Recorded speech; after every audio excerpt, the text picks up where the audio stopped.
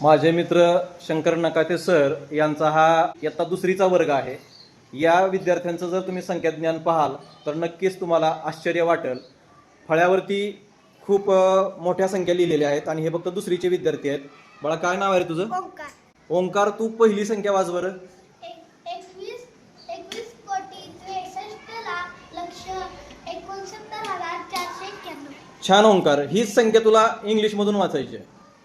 21,63,69,491. खूप छान, टाळ्या वाजवावर त्याच्यासाठी.